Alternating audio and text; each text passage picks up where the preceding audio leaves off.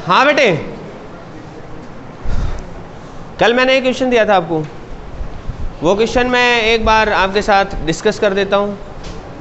नहीं, जो मैंने कल क्लास में डिस्कस किया था, जिसमें रेड कलर, ग्रीन कलर और ब्लू कलर, कितने लोगों को समझ आ गया था? ईमानदारी से बताना। बस इतने कम लोग, ये तो वाकई थोड़ा सा हमें विचार करने की ज़रूरत है। Please guys down your hands, let me share that question again, the data I will share again, हो ना? हाँ,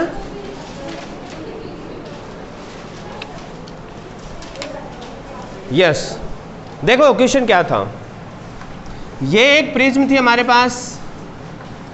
बेटे इस तरह के क्वेश्चंस अक्सर पेपर में आ सकते हैं, आ जाते भी हैं। ज़रूरी नहीं है कि वो प्रिज्म का नाम लेकर ही आए, वो ग्लास स्लैब में आ सकते हैं। तो आपको उनके लॉजिक को समझना है, क्योंकि एक बार लॉजिक समझ गए तो ये क्वेश्चन बिल्कुल ख़त्म सिंह है।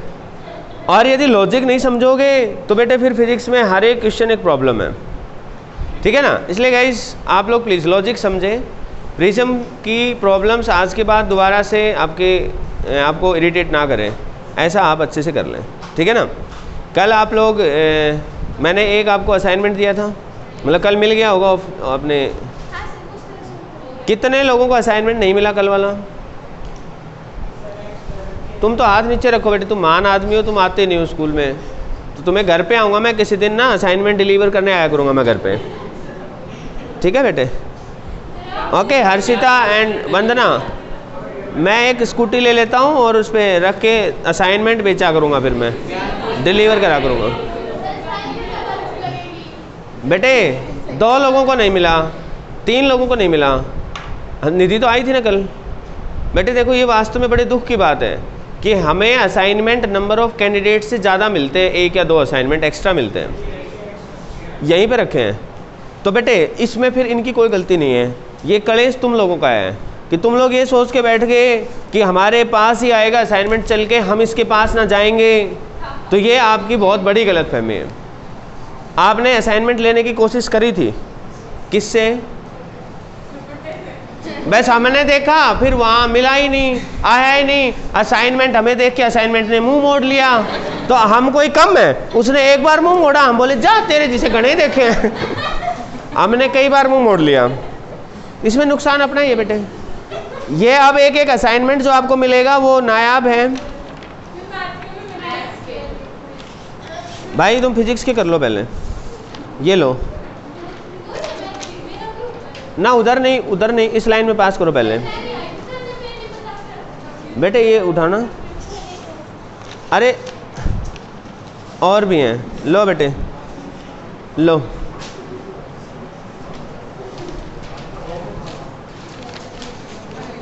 बेटे अब आपको तो काम इतने हैं ज़्यादा।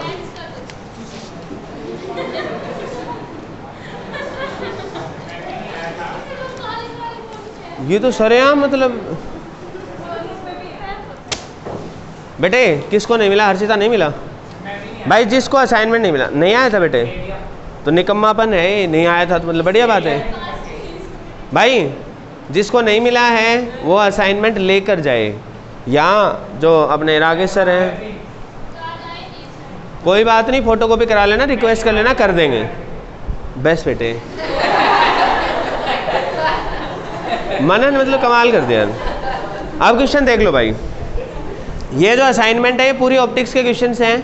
हर एक क्वेश्चन बहुत ही लॉजिकल है, आप ईमानदारी से करें। सिर्फ 10-15 क्वेश्चन है, it will take no time, है ना? कल आज मैं प्रिज्म का दी एंड करने वाला हूँ, जो भी होगा उतना ही, उसके अलावा जो बचेंगे वो हम ले लेंगे डाउट्स। हम एक कंक्लूजन क्लास में डाउट्स ले लेंगे उसके। लेकिन आप लोग कल रिफ्लेक्शन सिर्फ स्फेरिकल मिरर तक, जिसमें प्लेन मिरर के सभी केसेस, जिसमें नंबर ऑफ इमेजेस वाला केस, जिसमें एक मिरर है एक बंदा है, उसको कितना हिस्सा दिखाई देगा, ये केस, बंदा चलने लग गया उसकी इमेज के क्या फ़र्क पड़ेगा, ये सारे केसेस इंक्लूडेड हैं। और स्फेरिकल मिरर, सिर्फ रिफ्लेक्शन, ये पार्ट आप कंप्लीट करके लाएंगे ऑप्टिक्स में रिफ्लेक्शन, ओके? और ये जो असाइनमेंट है हल्का सा छोटा सा नन्हा सा ये करके लाएंगे, ताकि कल फिर हम उसको दी एंड करें, ठीक है ना बेटे? कल आप रिफ्लेक्शन के सारे डाउट्स मतलब मेरे पास पहले पोस्ट कर दें ताकि हम पहले डिस्कस कर पाएँ ना कि कौन कौन से डाउट करने हैं। ठीक है, मेरी तरफ से तो मैं करा चुका हूँ सब कुछ। 2-3 बातें हो सकता है 2-4 क्वेश्चन नए मिलेंगे, वो कराऊंगा बस मैं आपको, बाकी आपके डाउट्स लूँगा। रिफ्लेक्शन के बाद अगले दिन refraction, then equation of motion साथ साथ पढ़ें ताकि डाउट्स ले सकें। 9th में अच्छे से आपने पढ़ लिया था, आई होप मन लगाकर पढ़ाई करी है सब ने, है ना। तो जो जो डाउट्स हैं जिनके या जिन स्टूडेंट्स ने पढ़ाई नहीं करी है वो प्लीज़ आज मेरे से मिल के जाएँ, मैं उनको लिस्ट बताऊँगा प्ले लिस्ट, उसमें से वो वीडियोज़ देख लें। ठीक है ना, अपने पास ऑलरेडी उसका कंटेंट है, हालांकि मैं फिर भी रिवाइज़ कराऊंगा, लेकिन बेटे वो रिवाइज इतना तेज़ होगा कि यदि हमें पहले बिल्कुल नहीं आता तो प्रॉब्लम होगी। ठीक है, तो आप लोग पहले उसको एक बार देख लेंगे तो फ़ायदा होगा। देखो बेशक से हम मान लो 5 यूनिट है तो 4 यूनिट करें, लेकिन वो 4 यूनिट ऐसे ही करें कि वो हमें 11th में भी काम आए, है ना, भागदौड़ ना मचाएं। Okay, you are not having so much less time, sufficient time है, अब भी सही तरीके से पढ़ोगे तो बात बन जाएगी। ये प्रिज्म है, राइट एंगल प्रिज्म है बेटे, ये एंगल 45 है, ऑलरेडी दे रखा है। 3 किरणें आई थी, इस पर टकराई थी, एक रेड कलर की थी, एक ब्लू कलर की थी और एक ग्रीन कलर की थी। तीनों कलर के लिए मान लो मैं ऐसे नाम लिख देता हूँ इनके, तीनों के लिए रिफ्रैक्टिव इंडेक्स गिवन था अपने को, रेड कलर का भी, ब्लू कलर का भी और ग्रीन कलर का भी। बेटे इसका रेड का कितना था 1 पॉइंट, इसका 1.47। अच्छा यूनिट क्या लिखूँ इसकी, मीटर पर सेकंड। रिफ्रैक्टिव इंडेक्स की यूनिट, अच्छा kilometre per hour. Okay, unit होती नहीं है, चलो बहुत बढ़िया है, आपको पता है। अच्छा अब सुनना ध्यान से बेटे, मैं आपसे एक छोटी सी बात पूछता हूँ। मैंने ये कहा ये एक इंटरफेस है, इस इंटरफेस पर एक लाइट आई, टक्कर मारी, टक्कर मारने के बाद हम चाहते हैं कि वो इधर ही वापस मुड़ जाए, मतलब बाहर ना जाए। ठीक है, तो इसकी घटना को TIR कहेंगे यदि ये डेंसर मीडियम है, रेयर मीडियम है, तब ऐसी घटना होती है। और यहाँ पर यस बेटे, यदि ये एंगल ऑफ इंसिडेंस है IC, तो हम यहाँ पर देखने को मिलता था साइन IC इक्वल टू 1/μ, और जब IC पे लाइट आती थी तो वो ग्रेजिंग इंसिडेंस, ग्रेजिंग रिफ्रैक्शन होता था, ऐसे चली जाती थी, जस्ट ऐसे होता था। मान लो इस सरफेस के लिए क्रिटिकल एंगल 30 डिग्री है, मैंने सिर्फ ऐसे ही कहा आपको नॉर्मली कि 30 डिग्री इसका क्रिटिकल एंगल है, मैंने दे दिया आपको। मतलब म्यू की वैल्यू इस तरीके से है कि IC की वैल्यू कितनी है 30, तो म्यू की वैल्यू कितनी होनी चाहिए, 2 होनी चाहिए, 2। भाई ये 30 रखोगे तो 1/2 होना चाहिए ना, मतलब इसका रिफ्रैक्टिव इंडेक्स यदि 2 है तो क्रिटिकल एंगल 30 डिग्री है।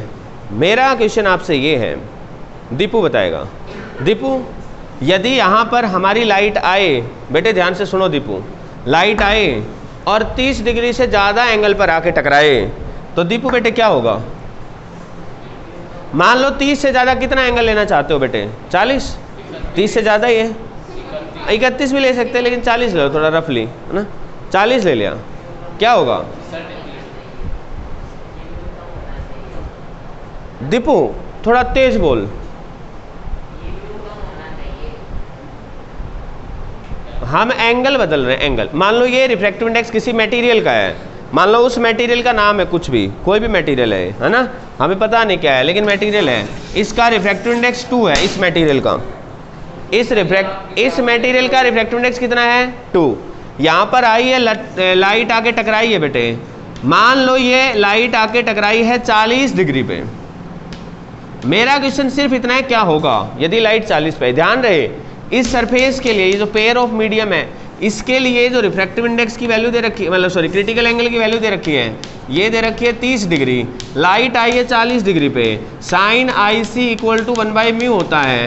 यहाँ से हम क्रिटिकल एंगल को कैलकुलेट कर सकते हैं, म्यू की वैल्यू 2 है, तो क्रिटिकल एंगल अपने आप 30 आएगा, लेकिन लाइट आ रही है 40 पे, तो दीपू क्या होगा।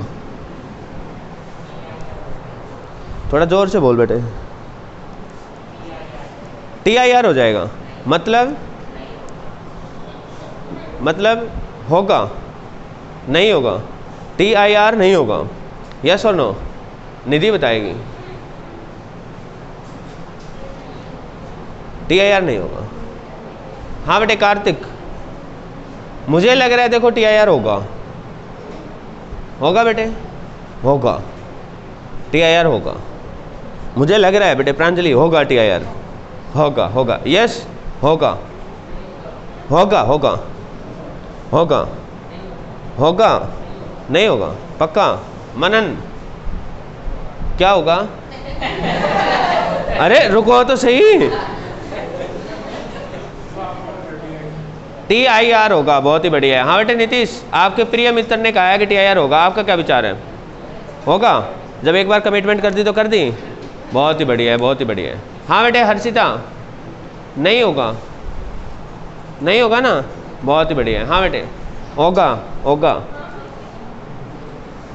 होगा, नहीं नहीं एक मिनट, अच्छा पता ही नहीं। ये जो सबसे डेंजरस चीज़ पता है क्या है? मिस्टर पतोनी, कोई भी चीज़ पूछो Patoni ji, I am mister Patoni, I don't know. Palak बेटे आप बता दो, देखी जाएगी। TIR होगा? हाँ बेटे, किसके पास गए? मनस्वी के पास, यस बेटे मनस्वी होगा। मनस्वी बेटे देखो, आपकी दोस्त प्रांजलि तो कह रही है कि होगा, हैं? नहीं होगा? क्यों होगा? तो होगा, मतलब प्रांजलि ने कह दिया तो होगा, और पलक कह रही है नहीं होगा।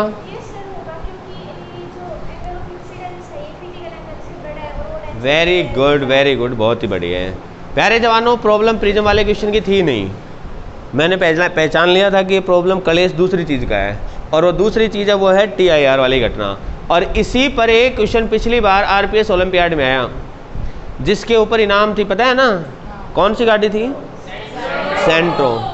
सेंट्रो गाड़ी थी।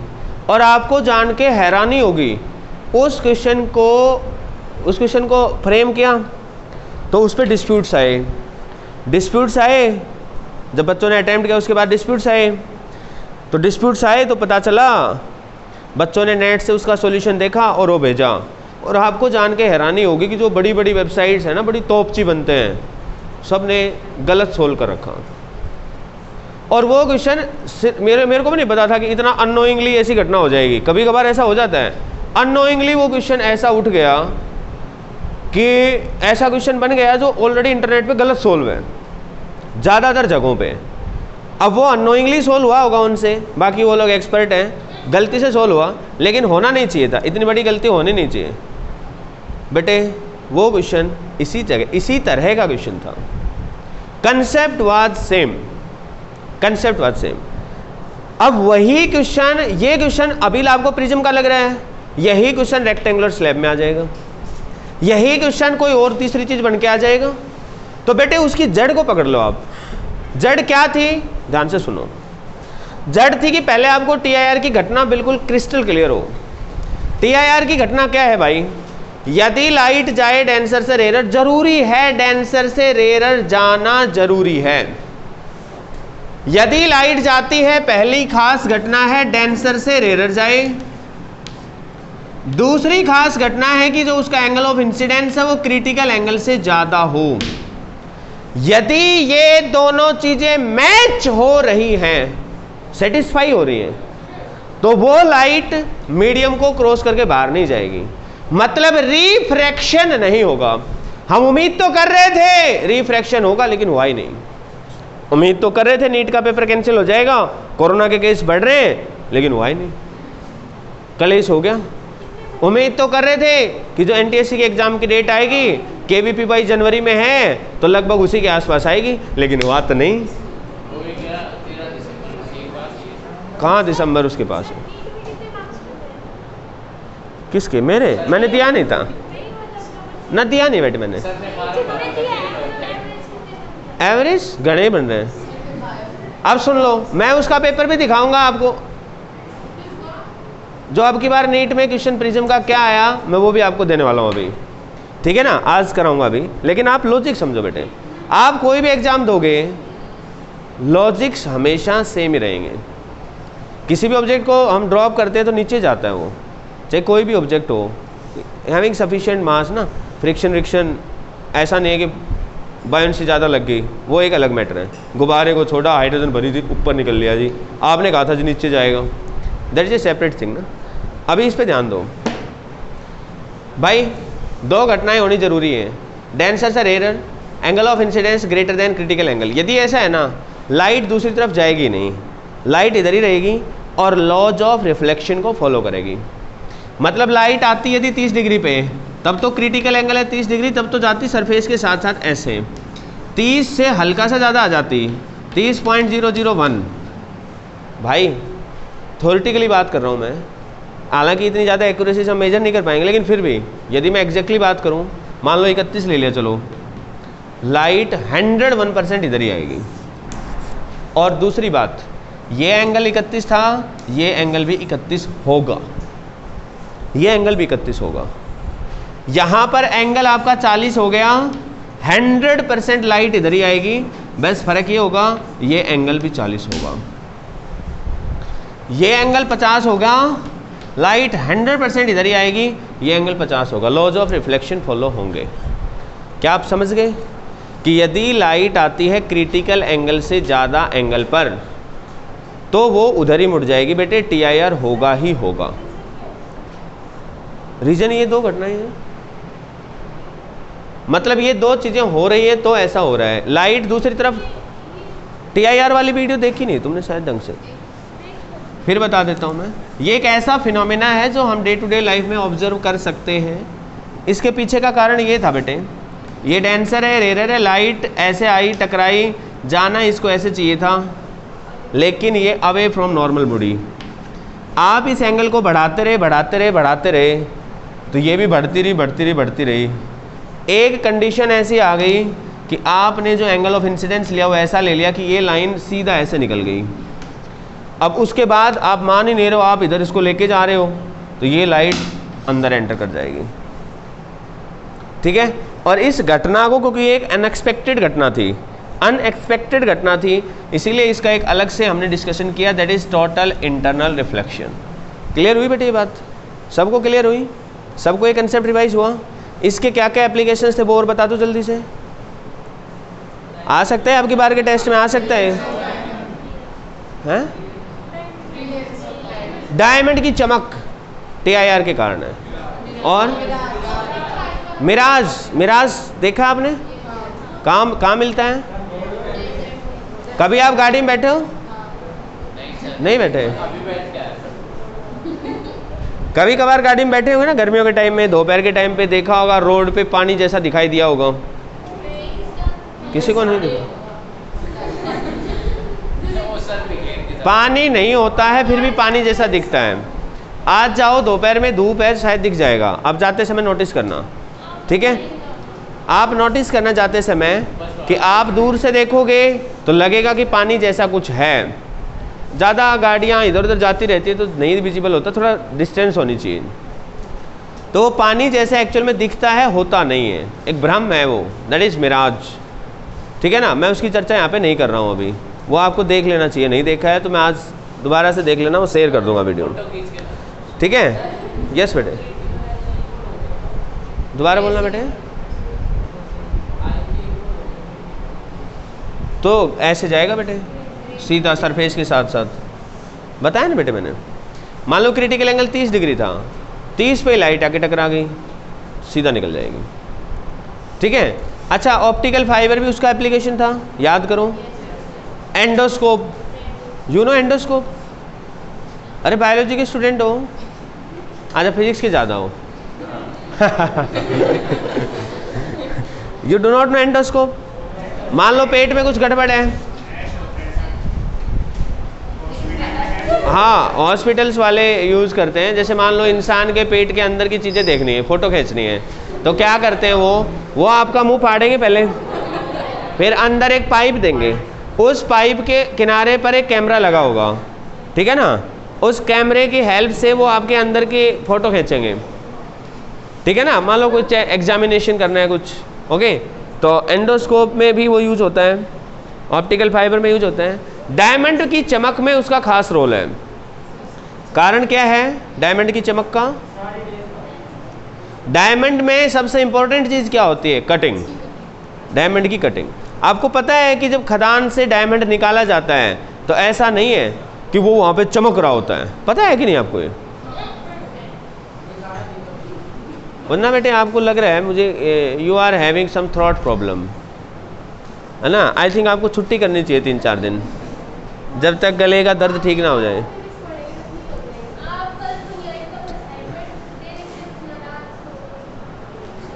गले की प्रॉब्लम है ना। अब बेटे ये अच्छा क्वेश्चन है, ध्यान से सुनो।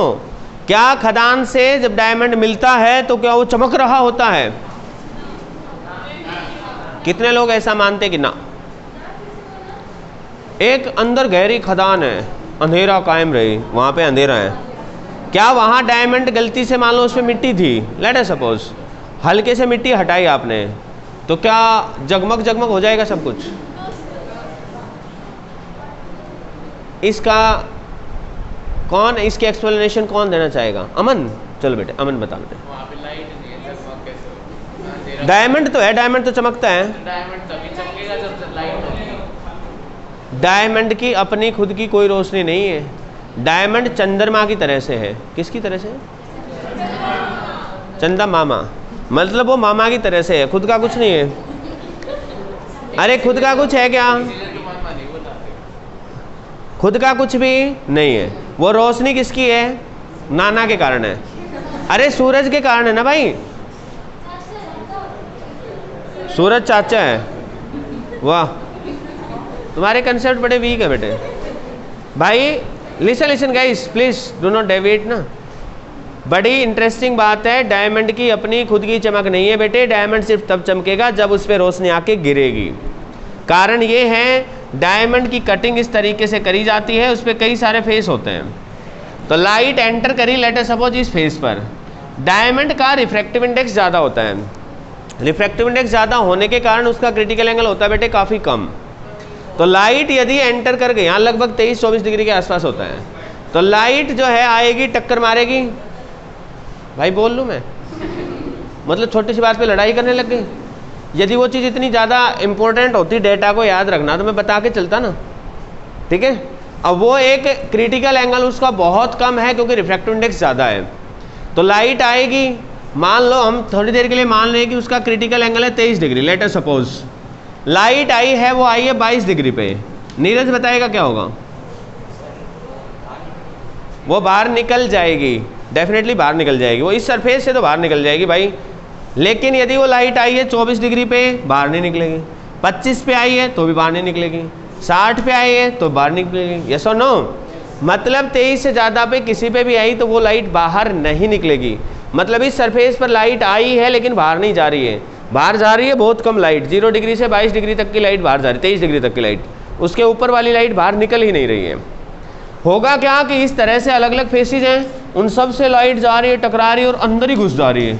बाहर निकलने का रास्ता बहुत कम है, मतलब बहुत कम रेंज में वो बाहर निकलती है। और कुछ सिलेक्टेड फेसेज हैं, उनमें से वो सारी लाइट जो है वो मेजॉरिटी ऑफ लाइट बाहर निकलती है। उनकी कटिंग ही ऐसे सेट कर रखा हमने, उनको सेट ही ऐसे कर रखा है, कट ही ऐसे कर रखा है।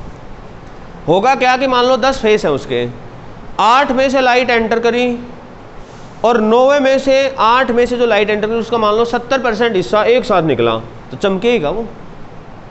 अरे यार भाई, जब एक फेस में से सारी दुनिया निकल रही होगी, बाकी 8 जगहों से एंटर करी और उस एक में से निकल रही है, तो ज़्यादा रोशनी लगेगी, हमें लगेगा इसमें तो कुछ रोशनी का जुगाड़ है, इंतजाम है, लेकिन अंधेरे में ले जाओगे उसकी चमक खत्म हो जाएगी।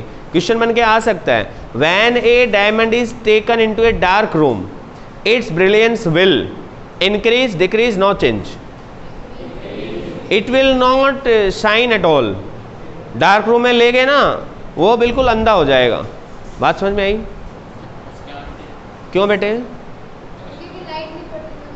हाँ चलो, लाइट नहीं भी पड़ रही तो क्या हुआ फिर? टीआईआर नहीं होगा मतलब? डायमंड की चमक किसके कारण है? खुद की लाइट के कारण है क्या? खुद की लाइट है क्या उसकी? नहीं है। डायमंड की चमक किसके कारण है? दूसरे की लाइट के कारण। और डार्क रूम में दूसरे कोई लाइट नहीं है, जब ऑलरेडी वर्ड यूज करे डार्क रूम तो कोई लाइट नहीं है, कोई लाइट नहीं तो वो चमकेगा नहीं। अच्छा, इसको उठा के पानी में फेंक दिया, अब चमक ज़्यादा हो जाएगी क्यों? साफ पानी हो, बिल्कुल क्रिस्टल क्लियर, ताना बेटे क्या हो जाएगा? चमक बढ़ जाएगी। क्यों? तो लाइट चमक बढ़ जाएगी, घटेगी। बहुत ही बढ़िया बेटे। कैसे? क्योंकि sine I C equal to 1/μ था। यदि बाहर 1 था, अंदर उसका रिफ्रैक्टिव इंडेक्स म्यू था, तो 1/μ था।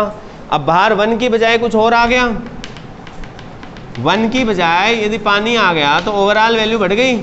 ऐसा करने से क्रिटिकल एंगल बढ़ गया। मान लो क्रिटिकल एंगल हो गया 30 डिग्री, तो पहले क्या हो रहा था, 24 डिग्री पे जो किरणें आ रही थी, 25 पे आ रही थी, 30 तक जो किरणें आ रही थी वो भी चमक में भागीदार थी, वो भी TIR कर रही थी, तो अंदर ही थी, तो किसी एक पर्टिकुलर फेज से बाहर निकलती थी। अरे यस और नो? लेकिन बेटे अब क्या हुआ, अब 24 से 30 वाली किरणें TIR कर नहीं रही, तो बाहर निकल जाएंगी। तो कम किरणें पार्टिसिपेट कर रही है चमक में, इसलिए उसकी चमक क्या हो जाएगी, थोड़ा सा डिक्रीज। इट्स चमक विल समवॉट डिक्रीज। ये TIR वाली बात थी। अब आप शायद कंफ्यूज नहीं होंगे TIR वाली बात से। अब मैं एक दूसरी बात आपसे पूछना चाहूँगा, यदि आपको वाकई समझ में आया तो बेटे इस लट्टू को बंद कर दो, मेरा सीधा खोपड़ी फोड़ेगा। यस, हम तगड़े कैमरामैन हैं बेटे। ये देखना, ये सरफेस है, इंटरफेस पर लाइट आई, टकराई। मेरा मतलब आपसे सिर्फ इतना है, यदि मैं आपसे कह दूं, ध्यान से समझना, मैं आपसे ये कह रहा हूं कि मेरा एंगल ऑफ इंसिडेंस जो है, कोई भी एक पर्टिकुलर मैं एंगल ऑफ इंसिडेंस ले लूं यहाँ पे, और मैं आपसे पूछूं कि भाई जैसे मान लो मैंने कहा ये 45 डिग्री पे लाइट आके टकराई है, तो मैं कहूं कि जस्ट TIR हो जाए तो इसका रिफ्रैक्टिव इंडेक्स कितना होना चाहिए, √2 होना चाहिए। कैसे बेटे? शाबाश। साइन 45 इक्वल टू 1/μ, कुल मिलाकर √2 आ जाएगा म्यू की वैल्यू। मतलब यदि 45 रुक जा बेटे, मैं आ रहा हूँ, तेरे पास ही आ रहा हूँ बेटे। बेटे यहाँ पर यदि एंगल ऑफ इंसिडेंस लिया हमने 45, और इसको यदि हमने क्रिटिकल एंगल मान लिया, तो रिफ्रैक्टिव इंडेक्स आ गया √2। अब मैं क्वेश्चन को थोड़ा जैसे बोल रहा हूँ, प्लीज समझने की कोशिश करना। मैं कह रहा हूँ यदि इफ हमारा रिफ्रैक्टिव इंडेक्स √2 से ज़्यादा है, मान लो √2 का मतलब 1.414 है, मान लो 1.44 है, लेट अस सपोज, तो क्या ये लाइट, एंगल को फिक्स रख रहा हूँ अब की बार मैं अपने मीडियम को बदल रहा हूँ। लाइट मेरी 45 डिग्री पे आ रही है, मैंने पहले मान लो √2 रिफ्रैक्टिव इंडेक्स था, अब मैंने कुछ मैजिक किया, ये जो रिफ्रैक्टिव इंडेक्स है चेंज हो गया। Now let us suppose refractive index becomes 1.44। क्या अब ये लाइट TIR की संभावना बनाएगी या नहीं? सोच समझ के बोलनी है, कोई जल्दबाजी नहीं है। मैं पूछने वाला हूँ, ये रितु बताएगी। रितु बेटे, हेलो हेलो। अच्छा इधर है रितु? यस बेटे। TIR नहीं होगा, मुझे लग रहा होगा बेटे।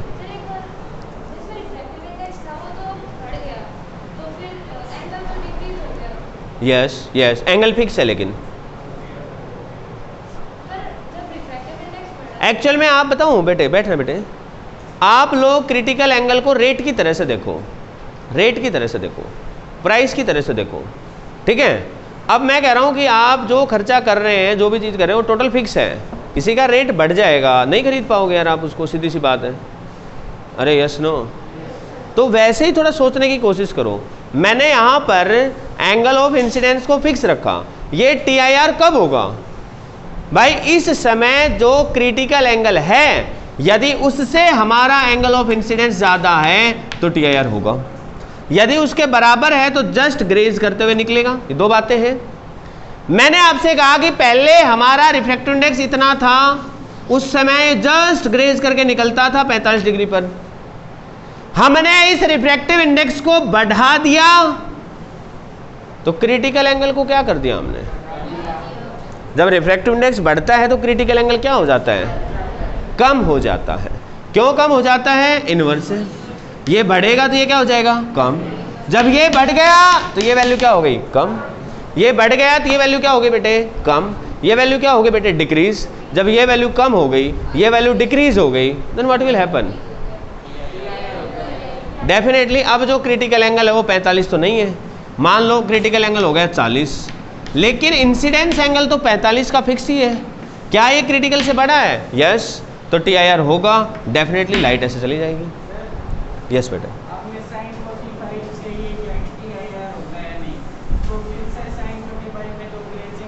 साइन 45 तो एक लिमिटिंग वैल्यू है, ठीक है ना, उस पर तो हम मान रहे हैं कि जस्ट क्रिटिकल एंगल है बेटे, तो जस्ट TIR की संभावना बनी है, ठीक है ना। बात उसके ऊपर या नीचे की है।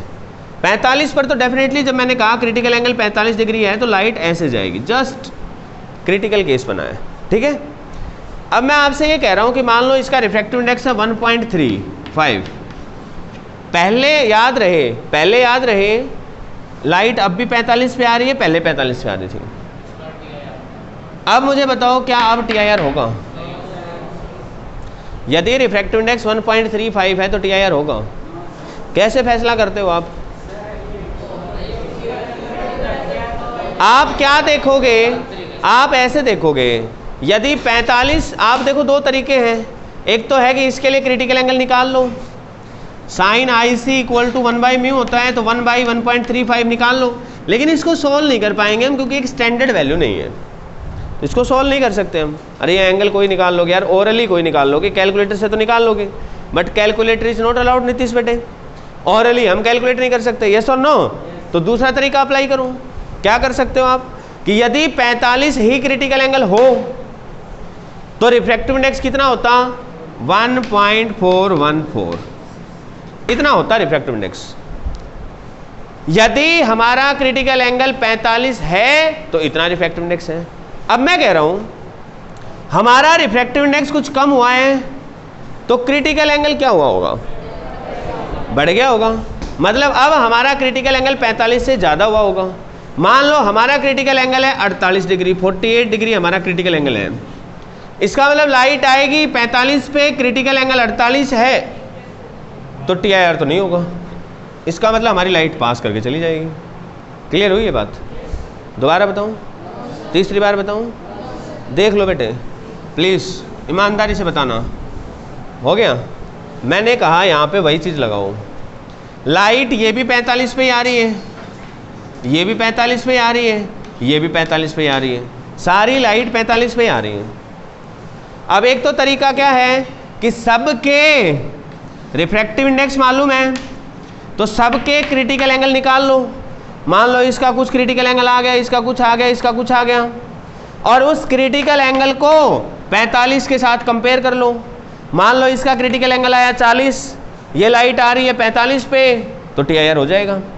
मान लो इसका क्रिटिकल एंगल आता 50, लाइट आ रही है 45 पे तो नहीं होगा, तो बाहर निकल जाएगी। आप ऐसे कर लो, लेकिन ये तरीका टेढ़ा है क्योंकि ये स्टैंडर्ड वैल्यूज नहीं है, तो अल्टरनेट तरीका लगाओ। अल्टरनेट तरीका क्या है कि आप थोड़ी देर के लिए मान लो let critical angle is 45 degree.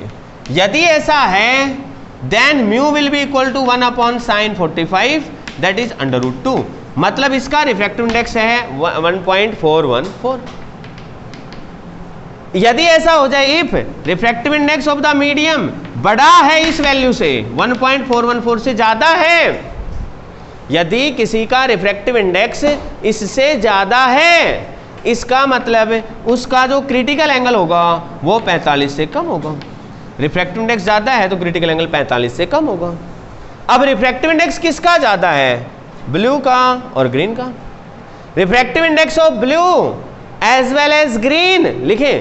Refractive index of, आपने तो लिख रखा होगा नहीं, दोबारा ना लिखें। Refractive index of blue as well as green is greater than 1.414। That means critical angle for both the colours blue as well as green क्या हो जाएगा? लेस देन 45 से क्या हो जाएगा? कम। मतलब इनके लिए क्रिटिकल एंगल की वैल्यू है कम। मान लो इसके लिए 40 है, इसके लिए 35 है, मैं वैसे रैंडमली लिख रहा हूं। अब इसके लिए क्रिटिकल है 40, आप कितने पे आ रहे हो? 45 पे। मतलब ये बात वैसी है, आपने कुछ सामान खरीदने की कोशिश करी, उसने कहा भाई साहब 40 रेट है, आपके पास 45 रुपए हैं, खरीद ही लोगे? खरीद ही लोगे? वो आपको दे ही देगा। आप 45 ही तो कह रहे हो, उसको कम तो नहीं कह रहे ना, तो आप डेफिनेटली इसको कर ही लोगे, मतलब TIR हो ही जाएगा। आपके पास तो 45 ही है लेकिन ये कह रहा मेरे को तो 35 दे दो साहब, तो अब तो सामान मिल ही जाएगा आपको, यस और नो? इसका मतलब TIR हो ही जाएगा। ध्यान रहे वो TIR मैंने इस सरफेस पर बताया, इस सरफेस पर जाकर क्या होगा यहाँ का फैसला दोबारा फिर देखेंगे हम। फिलहाल यहाँ की बात है, यहाँ पर TIR होगा। जैसे ही यहाँ TIR हुआ ब्लू और ग्रीन के लिए, तो भाई रेड कलर जो है ये दोनों बाहर नहीं निकलेंगे, ब्लू और ग्रीन। लेकिन रेड कलर की यदि हम बात करें, इसका रिफ्रैक्टिव इंडेक्स कम है, रिफ्रैक्टिव इंडेक्स कम है। Refractive index of red colour is less than 1.414, इससे कम है, देख लो इससे कम है। इसका मतलब उसका क्रिटिकल एंगल जो आएगा वो क्या होगा, रेड कलर का ज़्यादा होगा 45 से।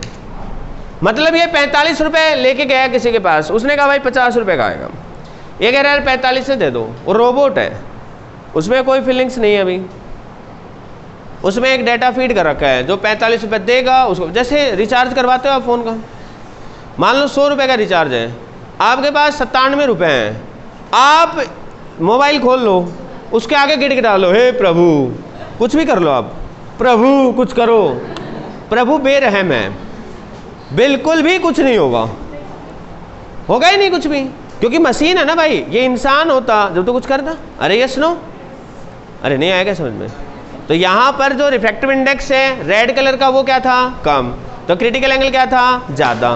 कितना था, मान लो 50, आ कितने पे रहा था, 45 पे। आप क्या कह रहे थे, 45 में काम बन जाएगा, वो क्या कह रहा है ना भाई TIR तो 50 पे होगा। मैंने कहा ठीक है भाई, नहीं कर रहा तो कोई बात नहीं, मैं जाता हूँ। फिर इसने कहा जा भाई निकल निकल, क्यों इकट्ठा कर रहा है। तो रेड कलर बाहर आ जाएगा। तो हमने रेड कलर को सेपरेट कर लिया from blue and green. Result आया सर, जी सर, 3 कॉपी बच्चों के लिए। हाँ जवानों, आपका रिजल्ट आया है। मैं देख पा रहा हूँ कुछ स्टूडेंट्स ने बहुत घटिया परफॉर्म किए हैं, कुछ एक ने थोड़ा ठीक ठाक किए हैं। तो जिन लोगों ने ख़राब परफॉर्म किया है वो हताश ना हो, मेहनत पे ध्यान दें, ठीक है। लेकिन ऐसा भी नहीं है कि मेहनत करें भी नहीं और हताश भी ना हो, ये गलत है। डू नॉट चर्चा। मुझे लग रहा है कि आपका मन कर रहा होगा कि रिजल्ट देखें, आपका मन कर रहा होगा, इंसान है मन कर जाता है, लेकिन इससे ज़्यादा इंपॉर्टेंट नहीं है रिजल्ट अभी देखना, बाद में देखना, ठीक है। अभी बिल्कुल भी नहीं देखना, लो बंद करके रख दिया मैंने। अभी सिर्फ इस पे ध्यान दो, कोई उदासी ना लाए चेहरे पे और कोई रोए ना। रिजल्ट आपका ही है, आपको पता है, और इस टेस्ट में रिजल्ट अच्छा होना चाहिए था, नहीं हुआ। अगले वाले में एक भी नंबर किसी का कटेगा, मैं हिसाब मांगूंगा, पहले बता दिया मैंने, एक भी नंबर कटेगा। और सारे स्टूडेंट्स यहीं आके दोगे पेपर, घर से नहीं, मेरा विश्वास उठ चुका है घर से। बिल्कुल 100% मिलावट हो रही है, प्योर मसाला ही नहीं है। यहीं आके पेपर दोगे, और मैं रहूँगा ड्यूटी पे ना फिजिक्स के दौरान, एक भी नंबर कटेगा वो मुझे हिसाब देगा, मैं बता दिया पहले ना। अपना रिवीजन शुरू करें अच्छे से, तसल्ली से। अगला क्वेश्चन खास,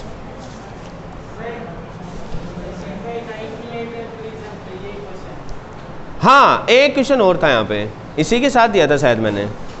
पूरी स्टेटमेंट क्या थी, शायद इक्विलेटरल प्रिज्म पर सेम एंगल ऑफ इंसिडेंस हो, शायद ऐसा कुछ था ना।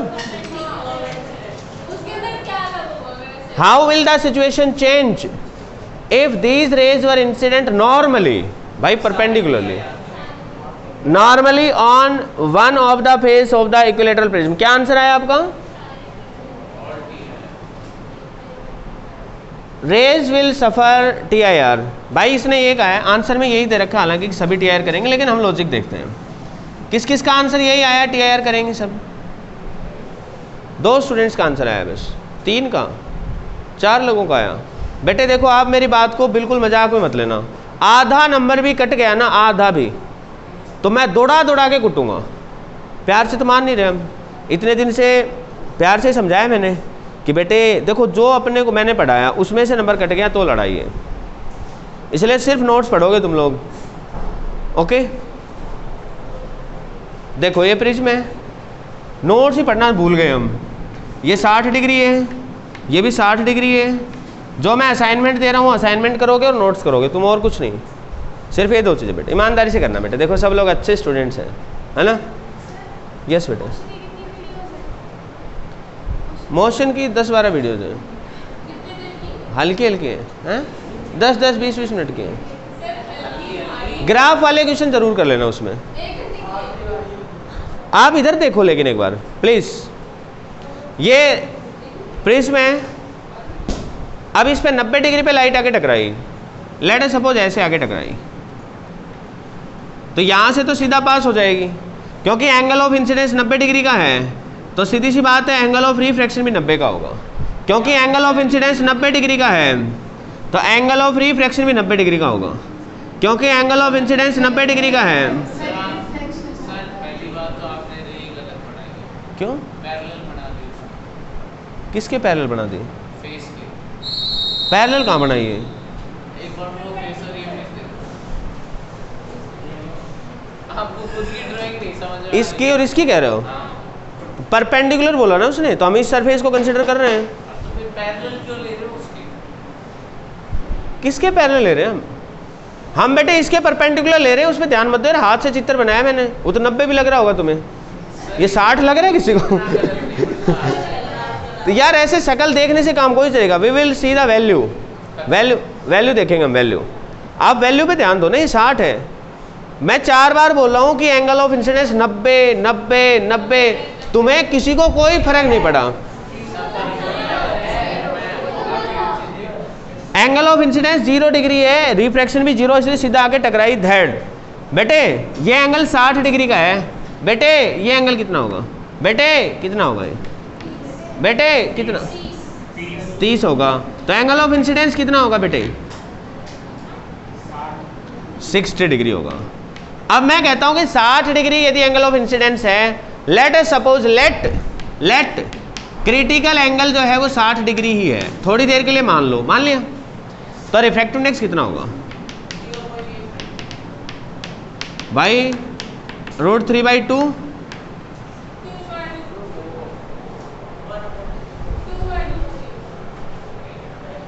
गलत लिख दिया। क्यों? बोला सही लिखा, गलत।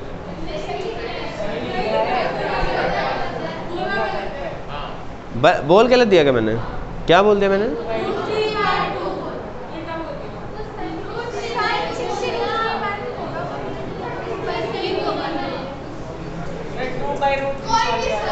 ओ मैं यही बोल रहा था, तो मैं लिख रहा था यहाँ पे।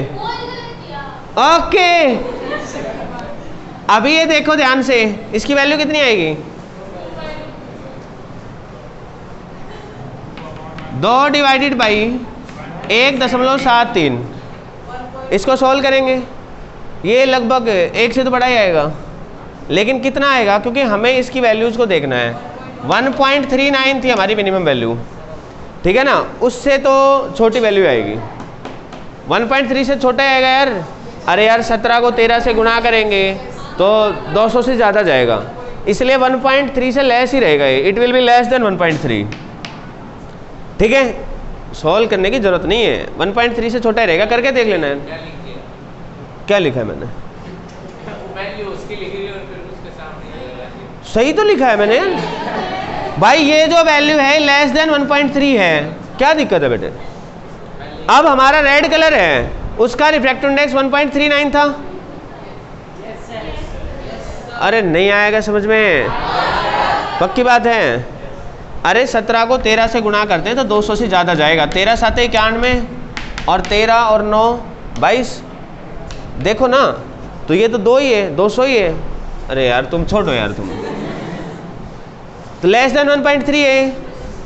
अब बेटे रेड कलर का रिफ्रैक्टिव इंडेक्स, हाँ बेटे बनना, रेड कलर का रिफ्रैक्टिव इंडेक्स अभी जो क्वेश्चन था उसमें 1.39 था, तो उसके हिसाब से क्रिटिकल एंगल क्या होगा? 60 से ज़्यादा होगा कि कम होगा? कम होगा। क्यों? अब मैं थप्पड़ ही लगा दूंगा फिर, मतलब हद होगी। जल्दी बोलो बेटे, एक ही क्वेश्चन को ही करना है। चलो फिर कोई बात नहीं, मैं मिलूंगा आपसे। यस अंजलि बेटे, क्वेश्चन दोबारा बताऊं। रेड कलर का रिफ्रैक्टिव इंडेक्स कितना है? 1.39। तो इसके लिए क्रिटिकल एंगल क्या होगा? इसके लिए क्रिटिकल एंगल जो है वो 60 डिग्री माना है। तो इसके लिए रिफ्रैक्टिव इंडेक्स, इस रिफ्रैक्टिव इंडेक्स के लिए ये वैल्यू है, इसके लिए 2/1.73।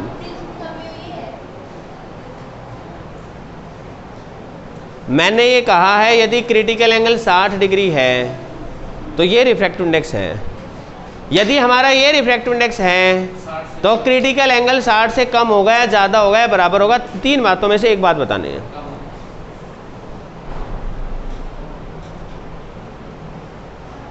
विभोर क्यों बेटे? क्योंकि ये वैल्यू म्यू की वैल्यू ज़्यादा है तो क्रिटिकल एंगल कम होगा ना, तो 60 से कम होगा क्रिटिकल एंगल। क्रिटिकल एंगल 60 से कम है क्योंकि रिश्ता यही है बेटे, sine I C equal to 1/μ। ये वैल्यू ज़्यादा है तो ये वैल्यू कम होगी, तो साइन आई सी में से साइन आई सी कम होगा मतलब आई सी भी कम होगा। अब क्योंकि इसका क्रिटिकल एंगल कम है, मतलब मान लो रेड कलर के लिए क्रिटिकल एंगल है 40 डिग्री, 50 ले लो, कुछ भी ले लो, 50 डिग्री मान लो। आ कितने पर? ये लाइट 60 पे, तो टी आई आर होगा कि नहीं होगा बेटे? डेफिनेटली होगा, टी आई आर होगा। और टी आई आर होगा तो क्या होगा? तो जब रेड कलर के लिए टी आई आर हो गया तो ब्लू और ग्रीन के लिए तो होगा ही होगा। क्यों?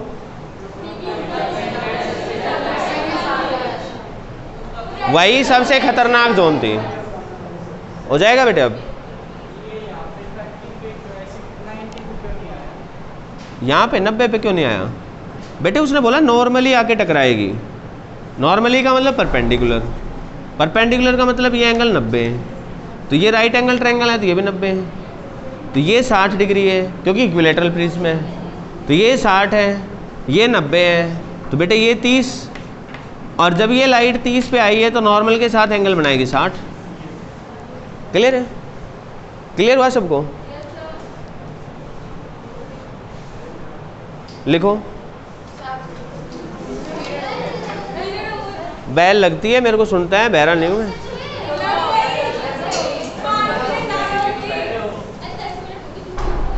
बकवास मत करो।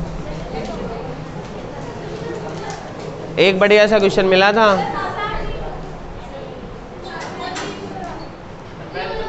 हो गया सर? एक क्वेश्चन बोल रहा हूँ बस, लिखो। तुम भी क्या याद रखोगे? मुझे इसका प्रूफ चाहिए। Please do not take help from anyone, anyone. Question बोल रहा हूँ, लिखो। कल दे दिया था क्या ये क्वेश्चन मैंने? हैं? कल मैंने ये क्वेश्चन दे दिया था, सो दैट नो रे कैन पास। हो गया था? पूरा बोल देता हूँ, सो दैट, इस नोट्स में लिख लेना, अच्छा क्वेश्चन है, इसी पर था वो ओलंपियाड वाला क्वेश्चन। लिखो, सो दैट नो रे NO रे can pass through a prism whose refracting angle A is greater than twice the critical angle. Refracting angle A is greater than twice the critical angle for material of the prism. For material of the prism.